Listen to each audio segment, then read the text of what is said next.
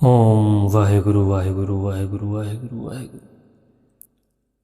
गुरु नानक देव जी को एक नए धर्म यानी सिख धर्म का संस्थापक माना जाता है और वे सिखों के पहले गुरु थे।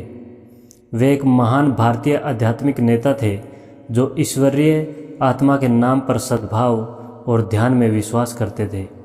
उनकी शिक्षाएं और सर्वशक्तिमान के प्रति उनकी भक्ति का तरीका दूसरों से अलग था और सभी धर्मों के लोग उनका और उनकी शिक्षाओं का सम्मान करते थे। नमस्कार, भक्ति कथा और कहानी में आपका स्वागत है। श्री गुरु नानक देव जी की आध्यात्मिक करुणा और सामाजिक सुधार की एक गहन यात्रा है जिसने सिख धर्म की नींव रखी। 1469 में अब पाकिस्तान में जन्मे गुरु नानक देव जी एक दूरदर्शी नेता के रूप में उभरे। उन्होंने समानता, न्याय और एक ईश्वर के प्रति समर्पण के सिद्धांतों की वकालत की। उनकी शिक्षाओं ने निस्वार्थ सेवा, विनम्रता और सत्य की खोज के महत्व पर जोर दिया, जो विभिन्न पृष्ठभूमियों के अनुयायियों के साथ प्रतिध्वनित हुई। यह जीवनी गुरु नानक के जीवन में गहराई से उतरती है। उनके परिवर्तनकारी अनुभवों, प्रमुख शिक्षाओं और स्थायी विरासत की खोज करती है, जो आज दुनिया भर में लाखों लोगों को प्रेरित करती है। वह ऐसे व्यक्ति थे जिन्होंने मानवता और मानव जाति का संदेश उस समय फैलाया जब हर कोई अपने धर्म को फैलाने पर ध्यान केंद्रित कर रहा था। उन्होंने महिलाओं और उनके अधिकारों और समानता के बारे में बात की। वह एक महान विद्वान थे, लेकिन फिर भी उन्होंने लोगों के बीच अपना संदेश फैलाने के लिए स्थानीय भाषाओं का इस्तेमाल किया, जबकि उन्होंने चारों दिशाओं में यात्रा की।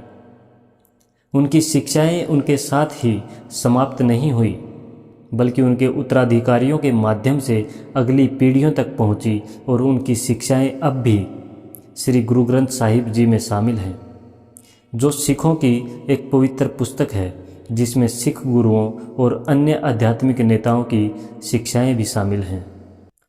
गुरु नानक देव जी का जन्म 15 अप्रैल 1469 में राय भोह की तलवंडी में हुआ था।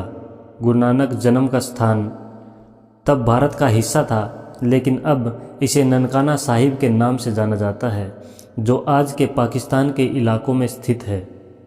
गुरु नानक देव जी का जन्म स्थान लाहौर के पास है। हर साल गुरु नानक देव जी की जयंती कटक महीने की पूर्णिमा के दिन मनाई जाती है, यानी अक्टूबर-नवंबर में। यह हर साल अलग अलग तारीखों पर पड़ता है और दुनिया भर के सभी सिख इसे मनाते हैं। उनके पिता का नाम मेहता कालू था। वे गांव में लेखाकार के तौर पर काम करते थे और खत्री जाति से थे। उनकी मां का नाम तृप्ता था, जो बहुत ही सरल और धार्मिक महिला थी। उनकी एक बड़ी बहन नानकी थी, जो अपने छोटे भाई से बहुत प्यार करती थी। वह बचपन से ही एक असाधारण बालक थे और उनके शिक्षक और बुजुर्ग सभी मामलों, विशेषकर आध्यात्मिक मामलों में उनके ज्ञान, समझ और तर्कसंगत सोच के स्तर से चकित रह जाते थे। अपनी बढ़ती उम्र में ही वे समाज के प्रचलित रीति रिवाजों पर सवाल उठाते थे और ऐसे अनुष्ठानों और धार्मिक गतिविधियों में भाग लेने से इनकार कर देते थे। उन्होंने जातिवाद और मूर्ति पूजा की प्रथा पर भी सवाल उठाए, यहाँ तक कि उन्होंने उपनयन संस्कार पर पवित्र धागा डालने से भी इनकार कर दिया। इसके अलावा वह बहुत बुद्धिमान थे और केवल 16 वर्ष की आयु तक उन्होंने संस्कृत, फारसी, हिंदी आदि कई भाषाएं सीख ली थी। जब उनके पिता को पता चला कि गुरु नानक को खेती या उससे संबंधित गतिविधियों में कोई रुचि नहीं है, तो उन्होंने उन्हें व्यापार के लिए कुछ पैसे देने के बारे में सोचा, ताकि वह कुछ लाभदायक काम कर सके। इस प्रकार उन्होंने उसे 20 रुपये दिए और मर्दाना को उसके साथ कुछ लाभदायक लेन देन करने के लिए भेज दिया। अभिलेखों के अनुसार गुरु नानक ने रास्ते में कुछ भूखे और ज़रूरतमंद लोगों को देखा और पूरी राशि उनके भोजन पर खर्च कर दी और कहा कि ज़रूरतमंदों की मदद करने से ज़्यादा लाभदायक और क्या हो सकता है, और इसे सच्चा सौदा कहा जाता है। इस घटना को सच्चा सौदा यह सच्चा सौदा जो आज के समय पे लंगर लगते हैं के रूप में जाना जाता है। एक और घटना सुल्तानपुर लोधी की है। उनकी प्रिय बहन की शादी जयराम से हुई। वह सुल्तानपुर चली गई। गुरु नानक भी अपनी बहन और बहनोई के साथ कुछ दिनों के लिए चले गए और वहाँ अपने बहनोई के अधीन काम करने लगे। 1487 में उन्होंने माता सुलखनी से विवाह किया और उनके 2 बेटे हुए, श्रीचंद और लक्ष्मीदास। सुल्तानपुर में वे स्नान और ध्यान करने के लिए पास की नदी पर जाते थे। एक दिन वे वहाँ गए और 3 दिन तक वापस नहीं लौटे। जब वे लौटे तो वे एक पागल व्यक्ति की तरह लग रहे थे और जब उन्होंने बात की तो उन्होंने कहा, कोई हिंदू या मुसलमान नहीं है। इन शब्दों को उनकी शिक्षाओं की शुरुआत माना जाता है। उन्होंने भगवान का संदेश फैलाने के लिए उपमहाद्वीप में मुख्य रूप से 4 आध्यात्मिक यात्राएं की। सबसे पहले उन्होंने अपने माता पिता से मुलाकात की और उन्हें इन यात्राओं के महत्व के बारे में बताया और फिर उन्होंने यात्रा करना शुरू कर दिया। पहली यात्रा में उन्होंने पाकिस्तान और भारत के अधिकांश हिस्सों को कवर किया और इस यात्रा में लगभग 7 साल लगे, यानी 1500 ईस्वी से 1507 ईस्वी तक। उन्होंने अपनी दूसरी यात्रा में वर्तमान श्रीलंका के अधिकांश हिस्सों को कवर किया, जिसमें भी 7 साल लगे। उन्होंने अपनी तीसरी यात्रा में हिमालय, कश्मीर, नेपाल, सिक्किम, तिब्बत और ताशकंद जैसे पर्वतीय क्षेत्रों को कवर किया। यह यात्रा 1514 ईस्वी से 1519 ईस्वी तक चली और इसे पूरा होने में लगभग 5 साल लगे। उन्होंने अपनी चौथी यात्रा में मक्का और मध्य पूर्व के अन्य स्थानों का दौरा किया, जिसमें 3 साल लगे। अपनी अंतिम यात्रा में उन्होंने 2 साल तक पंजाब में संदेश फैलाया। ऐसा माना जाता है कि उन्होंने अपने जीवन के लगभग 24 साल इन यात्राओं में बिताए और लगभग 28,000 किलोमीटर की पैदल यात्रा की। उन्हें कई भाषाएं आती थी, लेकिन उन्होंने अपना संदेश लोगों तक पहुंचाने के लिए आमतौर पर स्थानीय भाषा का ही इस्तेमाल किया, जो इन यात्राओं के दौरान और भी प्रभावी हो गई। उन्होंने लोगों को सिखाया कि भगवान तक पहुंचने के लिए हमें किसी अनुष्ठान या पुरोहित की आवश्यकता नहीं है। उनका मानना था कि हर इंसान में आध्यात्मिक पूर्णता का वह स्तर हो सकता है जो उसे भगवान तक ले जा सकता है। भगवान को पाने के लिए उन्होंने लोगों से भगवान का नाम जपने को कहा। उन्होंने लोगों को दूसरों की मदद और सेवा करके आध्यात्मिक जीवन जीने की शिक्षा दी। उन्होंने लोगों से धोखाधड़ी या शोषण से दूर रहने और वास्तविक जीवन जीने के लिए कहा। मूल रूप से अपनी शिक्षाओं के माध्यम से उन्होंने नए धर्म यानी सिख धर्म के 3 स्तंभों की स्थापना की। नाम जपना, इसका मतलब है भगवान के नाम का जाप करना और ध्यान के जरिए अलग अलग तरीकों से भगवान के नाम का अभ्यास करना, जैसे कि गायन, जप और पाठ करना। साथ ही भगवान के नाम और उनके गुणों का अध्ययन करना। सिखों के लिए केवल एक ही शाश्वत निर्माता और भगवान है, यानी वाहेगुरु, और हमें उनके नाम का अभ्यास करना चाहिए। किरत करना, इसका सीधा सा मतलब है ईमानदारी से कमाना। वे लोगों से अपेक्षा करते थे कि वे गृहस्थों की तरह रोज़मर्रा की ज़िंदगी जिएं और अपनी शारीरिक या मानसिक मेहनत से ईमानदारी से जीविका कमाएं और हमेशा सुख और दुख दोनों को ईश्वर का उपहार और आशीर्वाद मानकर स्वीकार करें। वंड चखना, इसका सीधा सा मतलब है मिलजुल कर खाना और बांटना। इसमें उन्होंने लोगों से अपनी संपत्ति का कुछ हिस्सा समुदाय के साथ बांटने को कहा। वंड चखना सिख धर्म का एक अहम स्तंभ है, जहां हर सिख अपने हाथ में जो भी संभव है समुदाय के साथ मिलकर देता है। बांटना और देना सिख धर्म के अहम गुण हैं, जिसकी स्थापना गुरु नानक देव जी ने की थी। गुरु नानक की शिक्षाओं को ईश्वरीय नाम पर समर्पित ध्यान के माध्यम से मोक्ष के मार्ग के रूप में समझा जा सकता है। इस संदर्भ में मोक्ष को मृत्यु और पुनर्जन्म के चक्कर से मुक्ति के रूप में देखा जाता है, जो ईश्वर के साथ एक रहस्यमय मिलन की ओर ले जाता है। ईश्वरीय नाम एक विलक्षण सर्वव्यापी सत्ता की पूर्ण अभिव्यक्ति का प्रतिनिधित्व करता है, जो दुनिया में और प्रत्येक व्यक्ति की आत्मा में मौजूद है। ध्यान को आंतरिक रूप से केंद्रित करना चाहिए। मूर्तियों, मंदिरों, मस्जिदों, धर्म ग्रंथों या निर्धारित प्रार्थनाओं जैसी किसी भी बाहरी प्रथा को अस्वीकार करना चाहिए।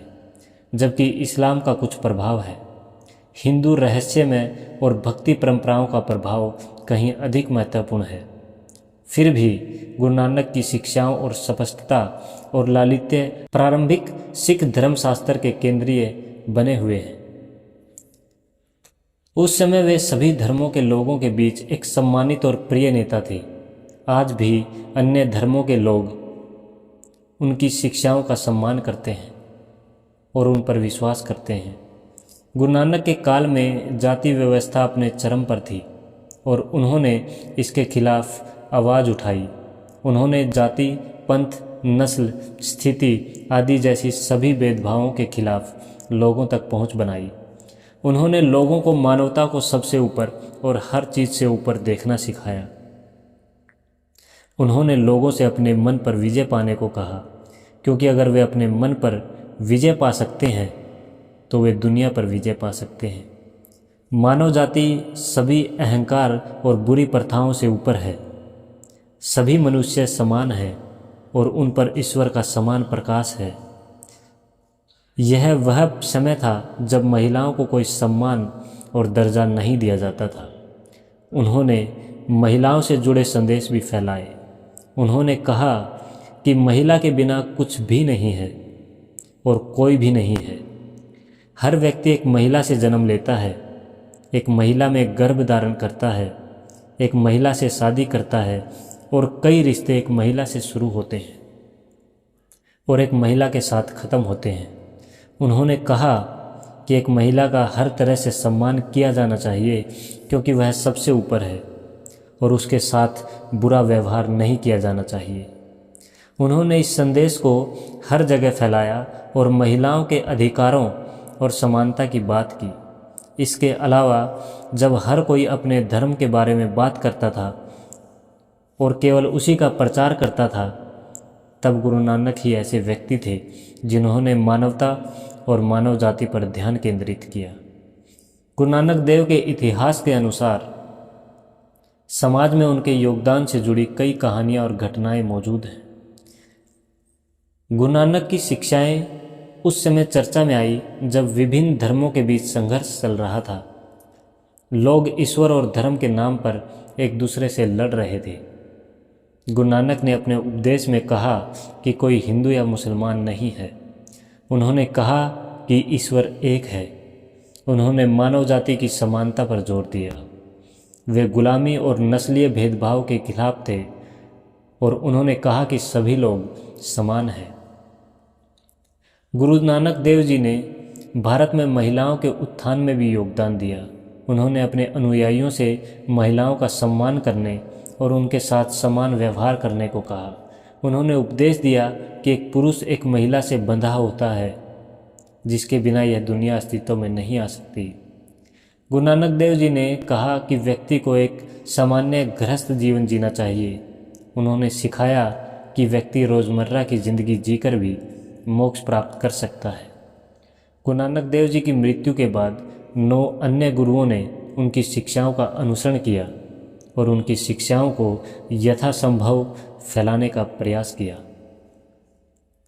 अपने अंतिम दिनों में वे गुरु नानक के शहर करतारपुर में रह रहे थे, जिसकी स्थापना 1522 ईस्वी में हुई थी। उस समय तक वे मानवता के लिए अपने योगदान और समाज को दी गई शिक्षाओं के कारण एक बहुत ही प्रिय और सम्मानित आध्यात्मिक नेता बन चुके थे।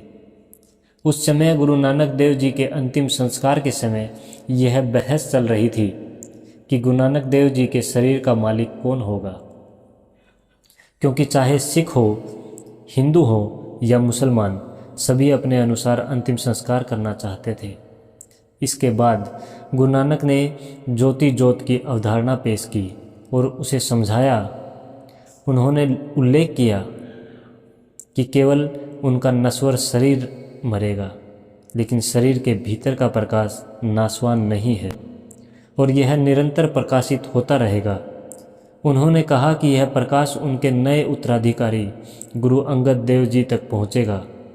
गुरु नानक देव जी ने 22 सितंबर 1539 ईस्वी को करतारपुर में अपनी अंतिम सांस ली।